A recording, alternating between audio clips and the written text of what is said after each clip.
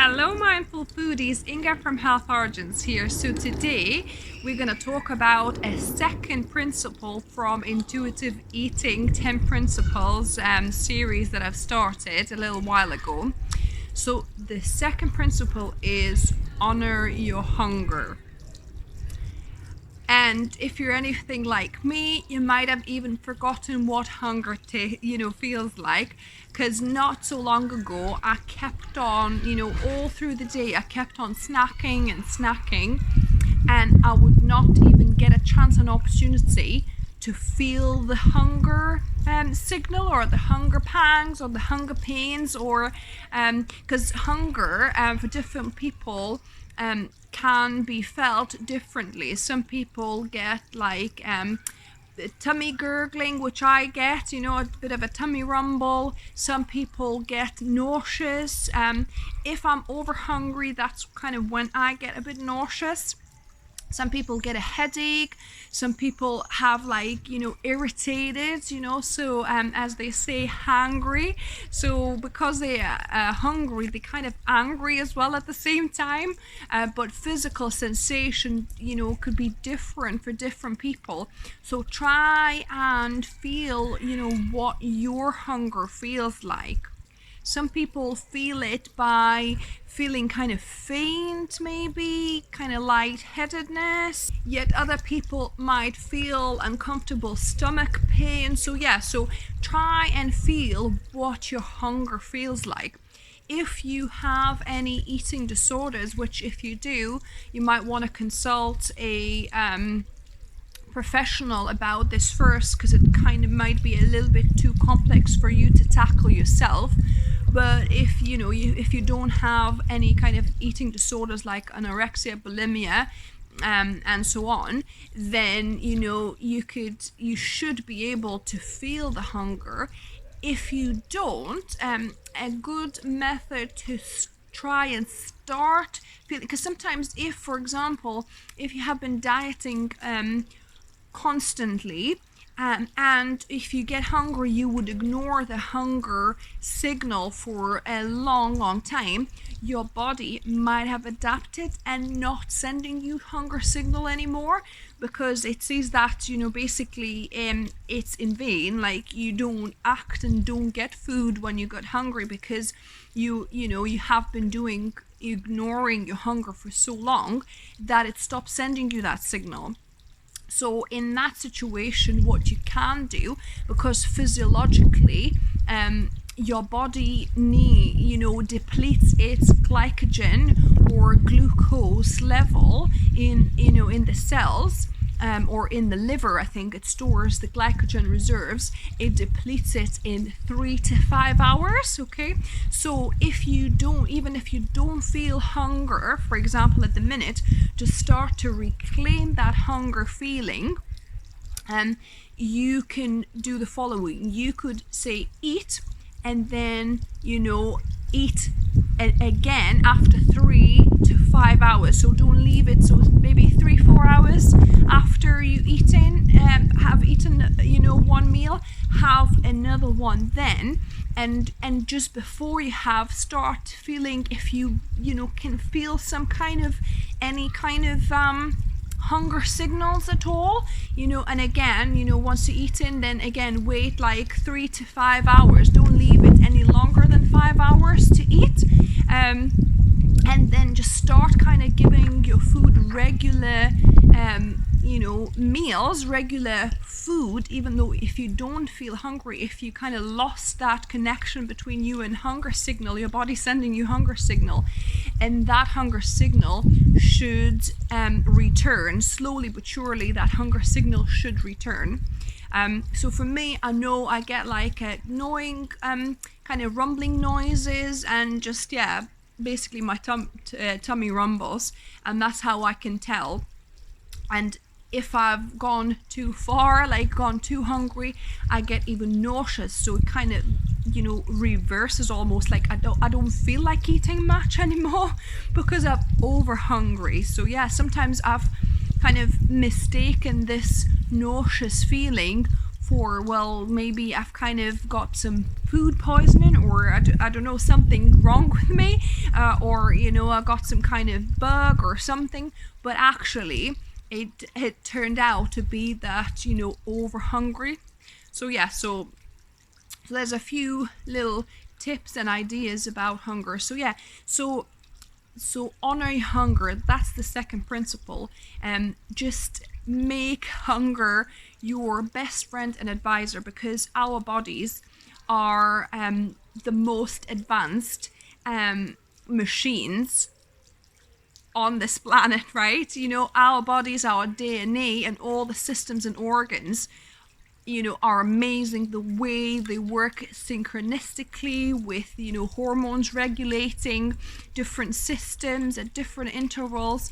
Our hunger signal is regulated by circadian rhythms as well. So it's amazing. So that's why we need to start going back to nature and start listening back to your body's hunger signal, because your body knows the best. Not nutritionists, not calorie counting, not specific times, but your body knows the best, right? Your body will tell you when it has used up the energy reserves and it needs more fuel to fuel you for the rest of the day or for the next day. So yeah, so listen to your hunger signal, make it your friend, start really listening to it. So that's what I'm trying to do. I'm trying to, before, like I say, I wouldn't even know what hunger signal felt like anymore, because I constantly snacked through the day, not letting my body to even get hungry, to even send me signals. So just constantly snacking on something. But now what I try and do, I try and eat, obviously trying to be mindful about it, what I eat, how I eat, and all the rest of it. But then being mindful not to eat again until my body sends me hunger signals again. Well, there's different levels. Like I say, you might be just slightly hungry, and that's when you should really be looking for food. You could be, like really ravenous or over hungry, and that's when, you shouldn't go food shopping, because you'll make bad decisions, and that's the most likely you'll overeat. So that's an important part to remember, that, when you start listening to your body and hunger signals, you should really have some food, start eating when your body sends initial hunger signals, not when it's been sending you signals for half an hour or hour, and it's you're ravenous by that point. And if you go to the shop at that time, you haven't got any food, and you go food shopping, you're gonna make the worst decisions. You're gonna impulse buy the most unhealthy foods, and you're gonna have too much food. If you start eating when you are ravenous, you'll most likely not be mindful in eating. You're most likely gonna overeat. It's more chances for you to overeat at that state. So try and catch yourself when you're just starting to get hungry, and eat. Eat enough to satisfy yourself. When you are not rushing to eat, when you're slowing it down, eating to really enjoy it, your body will naturally tell you when you are full and satisfied, so you can stop eating. And if you're eating when you're not super ravenous, it'll be harder for you to overeat. So far, we've been talking about physical hunger and how it manifests, but there are other types of hungers that people experience. So there's taste hunger, emotional hunger, and practical hunger, or planning ahead hunger. So I'll just quickly describe each of those for you. So you probably all had taste hunger. So that means you're not physically hungry, but you see the food looks and smells yummy, and you feel like eating. You kind of want to taste it and you want to eat it, and that's what's called taste hunger. And you will get that from time to time, and it's normal.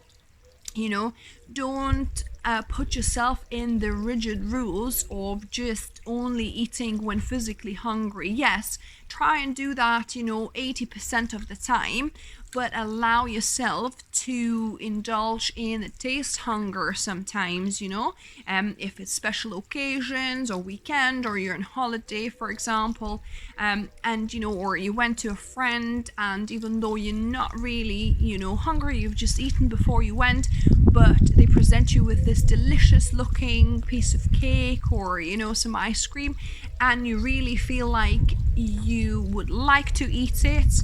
It looks good to you.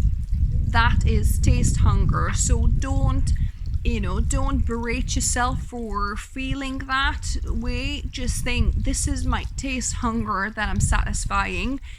You just feel like eating that, and that's okay. Like I say, we're trying to get your mind to free the food completely, so no food is restricted or banned. So sometimes you might want to just eat out of pure want of food or lust of food, just taste hunger. So that's what taste hunger is. Sometimes you might have emotional hunger, so that's quite